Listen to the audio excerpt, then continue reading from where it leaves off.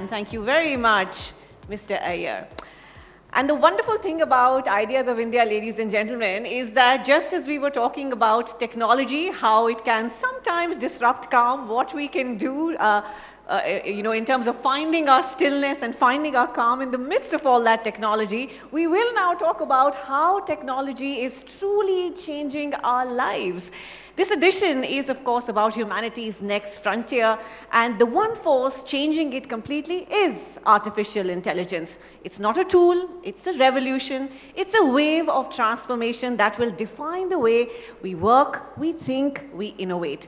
And the truth is that AI is only as powerful as the data that it fuels. In a country as vast, as complex, as diverse as India, the question is not only about how we are going to use AI, but how we are going to ensure that it's going to serve 1.4 billion Indians in an inclusive and an impactful way. We are joined today by Dr. Manish Gupta, a leader at Google DeepMind at the cutting edge of AI research. With his expertise, we will explore why data is the lifeblood of AI, how India can harness its vast digital landscape, and what it takes to build AI systems that are truly working for India and its people. Let's put our hands together for Dr. Gupta. Please kindly join us on stage. And I also welcome the chair of the session, Chetan Bhagat, who needs absolutely no introduction. And your opening comments first, sir. Thank you. Okay. Thank you. So if I could, let me just quickly log in here. And so I'll start with a very brief kind of a presentation where I'll share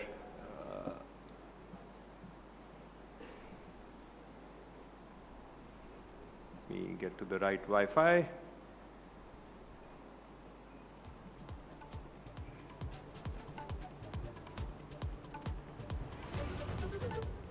Can we get the slides up?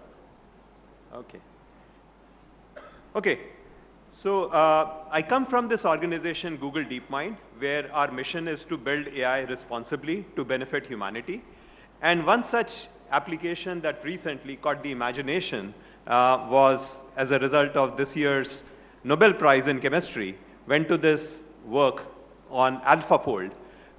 We all know about proteins as the building blocks of life. And uncovering the structure of a protein has been a long-standing scientific challenge. So I remember it used to, when I was working at IBM Research, I worked on a machine called Blue Gene, which was motivated by, again, trying to simulate things so that you could figure out the mechanism behind protein folding. Because what happens is, from our high school biology, we may remember proteins are these chains of amino acids represented through these strings. And then they fold into a unique shape, which is what gives them their unique properties. And it used to take typically about a PhD, almost like 3 to 5 years of work, before you uncover the structure of a single protein. And this model, AI-based model that was developed at Google DeepMind, AlphaFold, effectively solved that problem. And in fact, after working on this, they made the structure of all 200 million proteins at that time known to humankind freely available. Within a matter of a few seconds, you can now uncover the structure of a new protein, something that used to take about a year or 5 years. It takes about a few seconds. So AlphaFold enabled something like close to 1 billion PhD years equivalent of research. And in fact, is being widely used by over 2 million researchers across the world in applications, not only the obvious ones like drug discovery, but also things like plastic pollution. Can you design enzymes so that you can make these plastics degradable? And this is just the tip of the iceberg. You look at any open scientific challenge, things like clean fusion. How do we create clean energy out of fusion, weather forecasting, and so on? AI-based models are making their presence felt. Today, there's a lot of also excitement about these foundation models, right? ChatGPT, famously launched by OpenAI, and Google has launched this Gemini model. Three key capabilities that I wanted to just show you is this multimodality, which is especially important for us in India. Because in India, we are highly visual people, and we love talking. Love talking much more than typing and kind of conversing with a chatbot. So I'll talk about some kind of key multimodal capabilities, something called long context, which I'll explain, and agents. So today, these models are often called LLMs, or large language models. But the reality is that they've gone far beyond simply text in the language. Today, this is an example of a prompt to the Gemini 1.5 model, which was launched about a year ago by Google. And yes, this is a cherry-picked prompt, but still what Gemini is able to do automatically still kind of, it took my breath away when I first saw it. So it shows this solution to a physics problem of a skier sliding down the slope and says, and the question is, what's the speed of the skier at the bottom of the slope? And the student's solution is also given, and the model is asked, did the student get the correct answer? And this, again, is an example of this multimodal prompt combination of text, image, even handwritten text. And the model is able to infer that, yes, this is the problem where the potential energy of the skier at the top gets converted into kinetic energy at the bottom, and plugging in the equations for potential and kinetic energy, this is what the velocity should be and what's the error that the student has made. Now think about the implications of this kind of capability for now personalized learning, which has been a dream so far, but now it looks within reach. The other thing that Gemini launched about a year ago was this long context window. Let me explain. I mean, long context, this is the amount of data that the model is looking at before predicting the next word. And what that means is, so Google initially announced a 1 million token context window and then 2 million. What it means is that the model can be given an input, which could be 2 million words, or it could be something like 2 hours of video, which the model hasn't seen, but asked to answer, let's say, some question on that video. So I'll show you one example of a 45-minute video that has been given to the model as an input, and then in addition, there's a multimodal prompt accompanying that video. Next, we gave it this drawing of a Can scene we have we the were audio? thinking of and asked, what is the time code when this happens? This is an example of a multimodal prompt where we in case you combine missed text the audio, and image in our input. The video has been fed, The model and returned it's this shown time that code, image. 1534. And the model We is set asked that this up question, when does this happen? Correct scene. This dropping of water, All right? generative models. Responses vary and won't always be perfect. Can we turn on the audio? But notice how we didn't have to explain what was happening in the drawing. Simple drawings like this are a good way to test if the model can find something based on just a few abstract details, like it did here. These are just a couple examples of what's possible with a context window of up to 1 million multimodal tokens in Gemini 1.5 Pro. And then about 2 months ago, we gave it this drawing. we launched Gemini 2.0, which again... Gemini 2.0 enables new kinds of multimodal AI agents. Agents that can see and hear the world around you. Think, plan, remember, and take action. Gemini 2.0 is what enables Project Astra, our research prototype of a universal AI assistant. Using capabilities like multimodal memory and real-time information, it lets you understand your world, live. What can you tell me about this sculpture? The sculpture you're seeing is called My World and Your World by Eva Rothschild, located in Lewis Cubitt Park in London. What kind of themes does her work explore? She creates abstract sculptures that invite viewers to interact with and interpret their surroundings in new ways. Project Astra is multilingual, using native audio to seamlessly switch languages as you speak. Est-ce que tu peux me dire quelque chose d'intéressant à propos de ces lanternes? Bien sûr, je peux vous parler des lanternes. Les lanternes que vous voyez font partie de la porte d'entrée de Chinatown à Londres. நிச்சயமாக இது லண்டனில் உள்ள Chinatown நுழைவாயில். We're taking this to the next step with Project Mariner, with agents that can complete tasks on your behalf. You can ask it to do things like this that require multiple steps, doing research to look up the artist, then finding the painting, and then shopping for the right supplies. The agent uses the web to take action and find what you're looking for. It plans and reasons at each step, always staying in your control and completing your task. Gemini 2.0 enables agents that can be applied across domains. We're exploring agents that can explore virtual worlds, assisting you in video games. Where do you recommend I attack from on this base? Given the base layout, I recommend attacking from the bottom or south side. This direction allows you to target the town hall directly with your giants, while the wizards can handle the surrounding defenses. Gemini 2.0 can reason about the physical world, understanding 3D spatial environments and objects. These capabilities are being applied to robotics, with agents that can assist you in your everyday physical environment.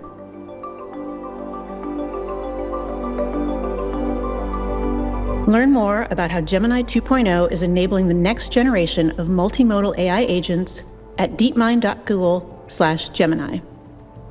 Again, what we are envisioning is where each and every one of us, every person on the planet, has these very, very powerful universal agents that are helping you with various aspects, helping you learn, helping you lead healthier lives, helping you plan your next career move. We've seen a lot of, again, AI models being applied to support creativity, right from helping us write poems or emails to creating beautiful images. And now, so these are examples of very high quality images that have been created using the Imagine 3 model. And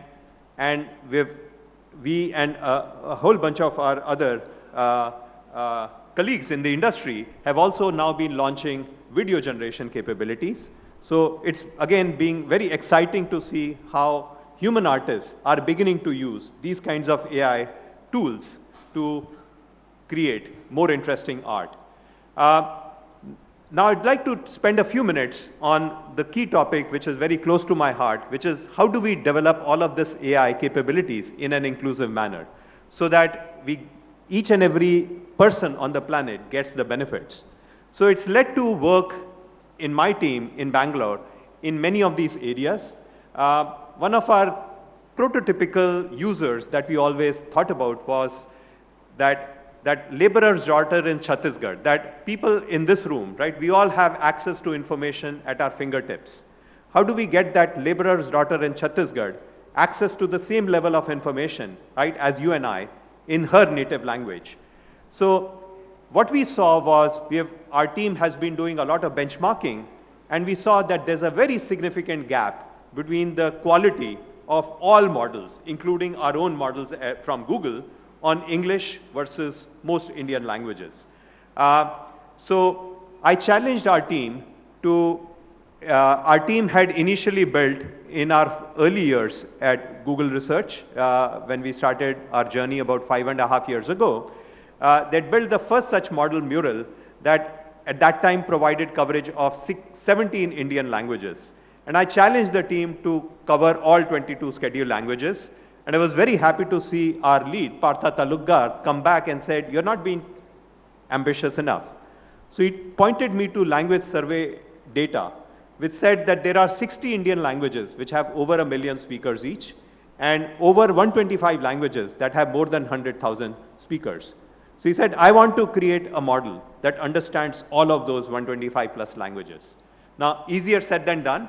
The next thing he told me was 72 out of those 125 plus languages are zero corpus languages. That means there is zero digital data. Now, think about it. Language spoken by lakhs of people, zero digital data. But again, it shouldn't be surprising. If we think about Hindi, which is spoken by roughly 10% of the world's population, any guesses what percent of the world's information content accessible through the web is in Hindi? Ideally, it should be close to 10%. The correct percentage is close to 0.1%. So highly underrepresented. So the other thing we know is that the same language is spoken in so many different ways. There's this Hindi saying, "Kos kos pe badle pani, char kos par vani," which inspired this project called Vani that we launched with ISC, where we've been collecting speech data from different corners of India.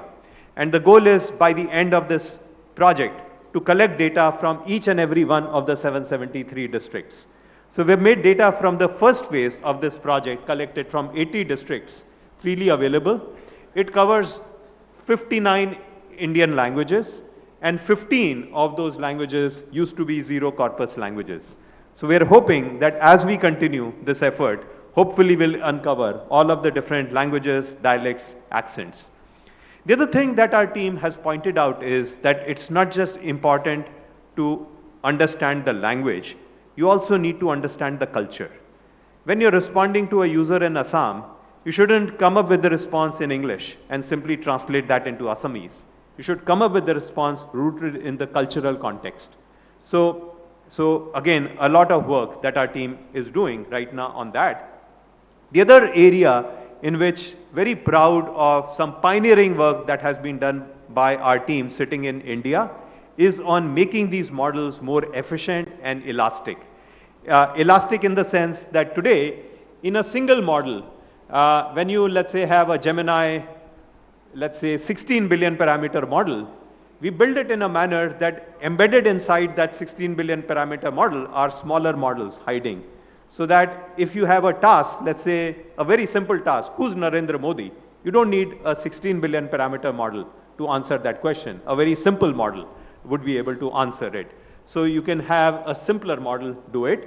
And likewise, our team has systematically gone through the different components of a large language model and come up with a bunch of first of kind methods to dramatically cut down the cost of running these models and energy, which has again led to Gemini models being kind of best of breed.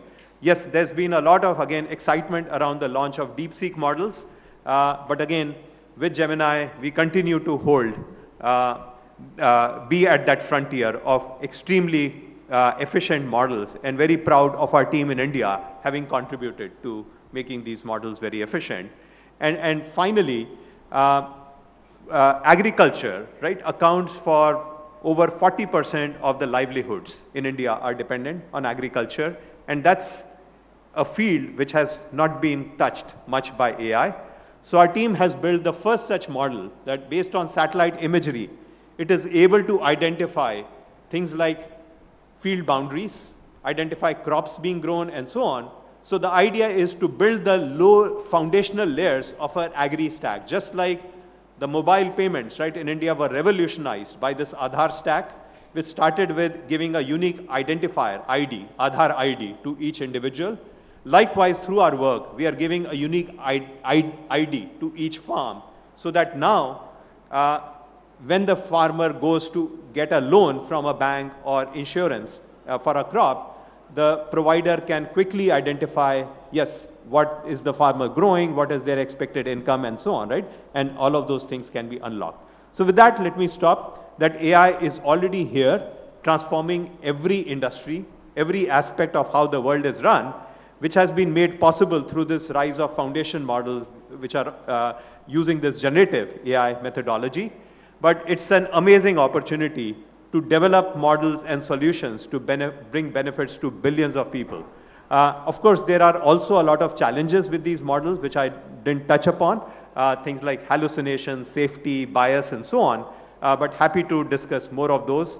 But again, wanted to convey that these are truly exciting times to be an AI researcher, practitioner, or somebody developing applications on top of AI, because you can truly bring benefits to billions of people on the world through the power of AI and computation.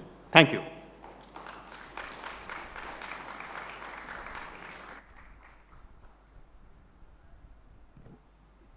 Okay. पहले they had Shashi Tharoor and Pico Iyer. इतनी अच्छी English. Then they have DeepMind head here. What are they doing to me? I'm so intimidated right now. Just for people to know, I mean, he mentioned Blue Gene. He has been awarded medals by US President Barack Obama for that. He has co-authored 75 papers. He has 19 US patents. He's the man. But he's doing, he left the US, came here in Bangalore, and this is the DeepMind team. Sir, you mentioned even ki, as you casually mentioned, you must be remembering protein folds from high school. No, we don't. Uh, Only you do. And that's why you are where you are. Uh, Very basic question. What is AI and what is not AI? Because we had computers for a while. Like take something like your own company's product, Google Maps. वो तो पहले भी था. Now suddenly, wasn't that also AI when it tells me that it's going to take me 5 hours to go to Kolaba, uh, you know, or whatever. So was that not AI? And how ChatGPT was the first one, and then everybody came within a few months. Suddenly computers बातें करने लगे. So how did that suddenly happen? What were all the companies had this in the pocket and they're like, हम नहीं दिखा रहे अभी, या what was going on, and why is it called AI now and why was that not AI? No, in fact, you're very right. AI is a very old discipline, in almost as old as computing itself. Many of the, in fact, one of the key developments in AI happened at this famous workshop called the Dartmouth workshop. You were telling me your son is at Dartmouth. Yes. There was that famous workshop where the term was coined. And at that time, kind of the initial idea was to basically make machines learn and behave similar to what humans do. But what happened over the years was, instead of going after that very broad capability, that turned out to be a disappointment, right? So initially there was work on artificial neural networks, which were inspired by the human, how the human brain works and so on. But they weren't quite working. I mean, a lot of very pioneering work was done in the 80s, but they weren't working on real world problems. They worked on a few toy problems. So what happened is that people started then working on very specific targeted problems, right? And they started to see results. So there were many different approaches to AI. One that took off was something called machine learning, which is make machines learn from data. And again, within machine learning, there were many different approaches, support vector machines and all of that. But one approach, which is really deep learning, which many of you may have heard of, it took off around the year 2011, where it made a comeback. That artificial neural networks, all of that work that was done in the 80s, and the community said कि ये काम नहीं करता. That made a comeback. And since then, what happened was there were a whole range of different kinds of problems, be it image, object recognition, trying to identify what's in the image, speech recognition, okay, you look at audio and you understand what words are being spoken, or translation. I'm speaking in English. If you want to quickly translate that into Hindi, Punjabi, and so on, can the machine do that? So all of these different kinds of problems that the researchers had been working on for decades, using various kinds of machine learning methods, this deep learning started to do a better job. So people said, okay, you might have thought, okay, problem solved. A big problem with that, why kind of this whole ChatGPT and so on, right, is took off. A big problem with that was, in those days, for every problem, you needed millions of kind of labeled data points. You had to, to teach this AI model, you had to take millions of, for instance, images, or millions and annotate them, कि उसमें क्या है, or millions of sentences that have been uttered, which had to be humanly annotated. And for every problem, you had to train a new network from scratch. And this is not how we humans learn, right? When given a new problem, I don't start from scratch. I build upon all my years of learning and my experience with similar problems. So that was the problem that got cracked by these foundation models. And a key innovation there was this transformer architecture that was invented at Google Research. And then people started building these foundation models. And a single model, they saw, could attack a whole broad range of problems. So that is what started giving people that, so it is what led Stanford researchers to coin the term foundation model. Okay, now to solve a problem, you can start with these foundations that are provided by a model. And this is why people are now getting excited about this artificial general intelligence capability. Okay, now any task that humans can do, we now expect in the near future, a single model, AI model, should be able to do that task quite well. Any task. Any task. Can they? That requires thinking. Not love and thumbs, stuff like that. Love, that will take a while. That's next generation. Okay. I mean, it is pretty crazy because I'll admit one day I had an interview request from a magazine. And it was 17 questions and I was very busy that day. So I went to ChatGPT and, sorry, Gemini, correct branding. I don't remember which one it was. And I said, you are Chetan Bhagat. You have these interview questions. Answer these in 3 lines each. It just gave the answer, including what is my daily routine, what do I eat, all that. I don't know, some was true, some was not.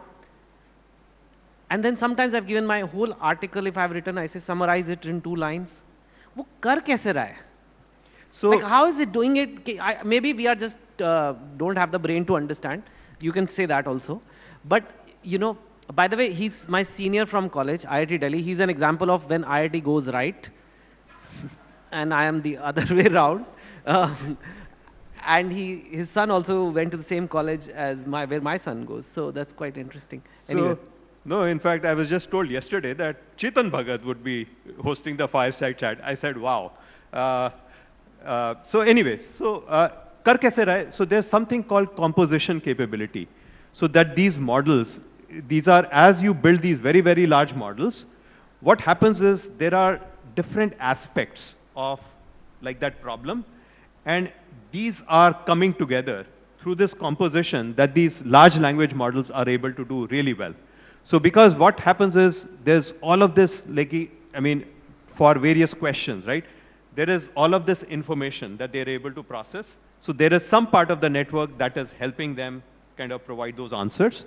But then there is also that part where you're customizing it to how would Chetan Bhagat do it. And by the way, you're a much bigger celebrity than I am, because if you ask ChatGPT or Gemini, how would Manish Gupta answer that question? It will say, Manish Gupta who? And very legitimately so. He'll say, Manish Gupta ने तो बनाया है मुझे. Manish Gupta तो मेरे पापा है. तो आप पापा के बारे में ऐसे कैसे कह सकते हो? I mean, there is talk of AI can become this, can be used in a negative way. There's the Hollywood version of it, where machines and robots have taken over the world and they are hurting humans. I don't think it's going to happen that way. But here's one clear thing which I worry about, and I heard Elon Musk say this also once, so it's stayed with me. It said this, it's not like they will start attacking humans, but they will do a great job, because people like you will make sure they do a great job. And they will do such a great job that supposing your child likes to play a musical instrument or likes to paint, but the AI will make a better painting than anybody ever could, and the AI will play better music, and the AI will make a better legal contract if he wants to be a lawyer or whatever, and there'll be nothing left to do or to feel that I did this well, because dude, you are not as good as AI. What will humans do then? It's like a complete loss of purpose to our existence, because dimag chahiye hi nahi. No, I think those humans will be using AI to do even better than what AI could do alone. Because I always prefer to think in all of our work, not of AI versus human, but AI augmenting human capability. So when that human is using AI, I think that human will be able to do far better than a human who's not using AI. So like AI use it will apply to a doctor, it will apply to an artist. Let's say a doctor who's making use of AI will be a far better doctor than a doctor who says, look, I don't buy all of this AI stuff. I'm going to just go by my experience. Because this AI is going to be able to look up all kinds of corner cases from the medical literature, the absolute latest medical literature, right? And bring those. But you don't want, but we know that the AI can also hallucinate. So you want that AI to ultimately bring those to the attention of the doctor and let that doctor make the final choice. Okay. So I think this is how we would continue to, and this is why it is very important for ultimately for us to really skill everyone on AI, ultimately, because it won't be just the technologists and so on, right? Everybody will need to, at some level, right, be able to leverage technologies like AI. Together with that, I think humans will be able to do far better job than AI alone. Okay. Actually, so far at least, the AI I've seen, it's not very good at art. Like it will answer an interview question in style of Chetan Bhagat, but I said write the next book, and I thought shayad time bach jaye, but that didn't happen. It just created absolute crap. Not that I create much better, but still, it was not able to do it. There is no AI song that has been able to make people cry or filled with inspiration or delight, like some of the other songs do. Some musicians can, some artists can. And I think it's because the AI is trained on data, but AI ka kabhi dil nahi toota hai. AI didn't have a troubled childhood. AI didn't have the kind of things. So, do you agree with that? Do you think art is something completely different? It's not, it can do a lot of tasks, but creating art is a different... See, I mean, if you go back, let's say 10 years ago, all AI experts were saying, okay, look, AI will be used to automate all of this mundane tasks that we do, but creativity will remain this uniquely human endeavor. So, and today we are still doing our laundry ourselves, and we are still driving our cars. Of course, Waymo cars and other self-driving cars are coming up. At some point, they will work in India, but it will take them a while, right, before they work on our streets in India. But you are beginning to see amazing, when you prompt the model, right, to generate an image and so on, you're beginning to see very, very, I think, at least exciting kind of things. So again, I think if you are talking about AI competing with humans, I think, yes, humans will still win. But when you think about the artist who's now beginning to use the power of AI, because I didn't show, again, in the interest of time, there was another video I had which showed how some of the artists, so Google has been working with some artists who are beginning to create new music. So when they're doing their exploration, AI helps them explore kind of new genres, which are combining whatever Haitian music with Brazilian music and so on. And this artist says, I have no idea, right, what will come out. But AI is helping them explore, right, a lot of these very kind of interesting directions. So I think you'll increasingly begin to see artists make use of AI to create even more amazing art. Okay, nice. But those Waymo cars, those driverless cars, they run on AI. But it's hard in India because we have something called NS, which is natural stupidity, which is very hard to compete with sometimes, I think. You know, there is this, some sort of a, I've read articles which actually term it the AI arms race. The US is making models and investing huge amounts of money. China launched models. How do you see it? I mean, of course, you're seeing it from a research point of view. Is it going to become like an arms race? Who has the best AI? And particularly, what are the implications for India? And what can we do? And should we be alert and be on top of this more? I mean, what are your thoughts? Yeah, so I've been very focused on, again, developing AI in an inclusive manner. And I think India has taken that view, right? Vasudhaiva Kutumbakam. That we should develop AI in a manner that benefits everyone. So rather than thinking in terms of arms race and so on, one of the things where, in fact, I've stated that publicly, even well before this DeepSeek entered our public consciousness, is that these foundation models are becoming so powerful. It is important, right, for countries like India to have key capabilities. So already there are researchers in my team which have deep expertise in how do you build these foundation models, how do you make them work for all of the different languages, how you make them efficient. We want that expertise to be widespread, right, throughout, again, organizations in India. So which is why I have been advocating for a long time that India shouldn't only focus on applications on top of AI. Yes, we need to do that, but we should also have that expertise in building our own foundation models. And there should be many such efforts, right? Instead of only thinking about one national effort and so on. So I prefer not to think in terms of arms races. I do think that if the developments in AI are coming from all of humanity, it will naturally kind of push us in a direction where we develop AI in a manner that benefits all of humanity, right? Instead of only a privileged few. So in that sense, given that India represents such a large part of humanity, yes, we absolutely want not just one, but many organizations in AI to have that capability to develop foundation models. You feel India should make its own foundational model. Does it cost a lot? Yes, the way you build them today, it costs a lot, but by all means, innovate.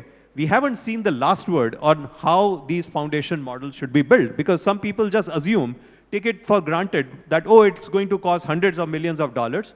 I would say we should stop having that scarcity mindset. India is not a poor country anymore. I mean, if it requires $100 million, right, to be a leader, can't we afford as a country to spend those hundreds of millions of dollars? We can. But the other point I would say is, by all means, innovate, come up with cheaper and kind of more energy efficient and so on ways of building these foundation models. There is already inspiration, right, from this organ called brain, right, that sits in every one of us. Brain does all of this processing at something like, it's estimated to consume about 20 watts of power, right? And today, all of these large models, they're consuming so many megawatts of power that today all these AI companies are now signing deals with nuclear power companies, right? To have build nuclear power plants to power these AI systems. Why should it be that way? Why should it have to be that way? We ought to figure out much more energy efficient, much more cost efficient ways of building these models. So I would say it's like we are still very at early stages in this long journey to build highly capable systems. So it's important for definitely India as a country to have those kinds of base capabilities. Okay. So we have, I mean, it's a different field, but like we have something like an ISRO, for example. And we do spend $1 billion+ on ISRO every year. And we have reached somewhere in space research in that way. Do you feel this is as important? I think I would say even more important. So in fact, yesterday we were very fortunate. We had an inauguration of our new office for Google Bangalore, and our chief guest was Dr. V. Narayanan from ISRO. Again, he talked about how India was so far behind. He talked about, he was a child in a village in Kerala when they heard the news of man having first walked on moon. He said we were like decades behind other countries. And he talked about so many accomplishments, having landed, done a soft landing on that other corner of the moon, and the manner in which we reached Mars and so on, launching 100 satellites for the first time in one go.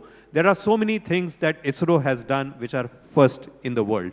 So I think we need to have that same mindset, because a lot of times, at least having come back, often I'm asked, why are we, whatever, not a leader in this field and so on.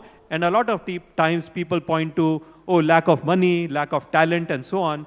And I always feel, no, it's not lack of money, it's not by no means lack of talents, it's the lack of ambition, lack of boldness or guts, ambition, whatever you call it. Often we in India are afraid to do something that has never been done before, because we feel, oh, we are likely to fail and so on.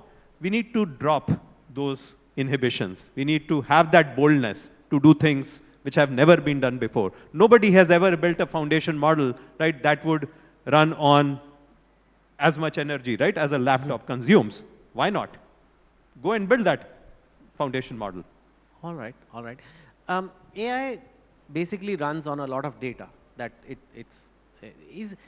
does AI have morality, or does intelligence have to be moral? Because, for example, it's a form of power, right? It's a form of intelligence. Now, whether I use it for something good, which is like invent the next vaccine or cure cancer, or I say, you know, here's a video of this airport, tell me how I can place a bomb here without figuring out. You just showed me like the video. I mean, it's theoretically, the AI doesn't care that it's good or bad. That's not its job. Its just job is to tell me. Right. Do you think those kind of things are like, how do you do that? How do you draw that moral line? And what if the data itself on the internet, like you said, Hindi is only 0.1%. If the data itself is biased, if the people itself think in a biased way, how will AI be fair or moral or just? I think DeepMind tried, not DeepMind, Gemini tried it, and it got into, like, it was showing pictures of only, I think, colored people for a while, and they were like, what's going on? So how do you navigate this? Yeah. No, so these are, thanks for bringing this up. These are very, very tricky problems. And in fact, for researchers, we are excited that while on one hand AI is being used, right, to do so many things in the world. On the other hand, there are so many fundamental problems with those AI models, right? Including issues of bias. Why is there bias in AI models? Because it learns from data created by humans, right? And we humans have those biases, right? So there have been studies that show you start using AI models to shortlist candidates for a high-tech job. All you do is you change the name from a male to a female. Everything else in the resume remains the same. And suddenly, your chances of getting shortlisted go down dramatically. Wow. So all of these issues. And where did that AI model learn from? It learned from us, right? Humans who carried those biases. And then you talked about all of these, like an AI model could very easily be asked to kind of, whatever, design a bomb and so on. So these are, again, very, very tricky problems, which is why, again, companies like Google as well as others have been formulating these responsible AI principles. And we have very detailed kind of audits, right from when we choose data sets to build those models to launching those models, where we try to see, are we really abiding by those principles? But it is still, I would say, still a not fully solved problem. In fact, my own team has been doing a lot of work on these bias issues in a non-Western context, bias based on caste, religion, and so on, that these models carry.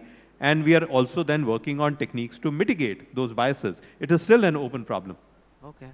Well, we are running out of time, but Sundar Bhaiya at the top, at Google, you heading DeepMind, and Google, I think, pretty much runs the world.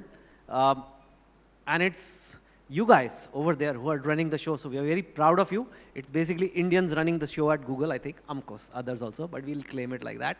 And I think we learned a lot today. It was a tough session. I thought, but I think you said things in a way that all of us learned a few things.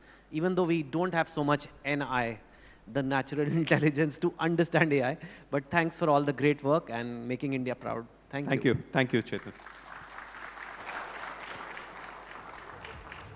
Thank you, Chetan, and thank you, Dr. Gupta. Kindly do stay on stage as I invite Sumanto Datta, CEO, ABP Network, to hand over a token of our gratitude to our speaker. What a wonderful session, telling us how deep AI can think and how deeply it is impacting lives across India, across the world.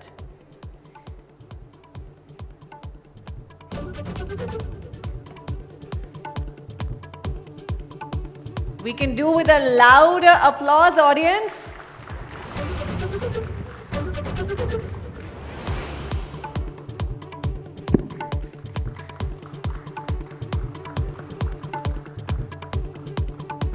Thank you so much. Thank you, Dr. Gupta. Thank you, Chetan.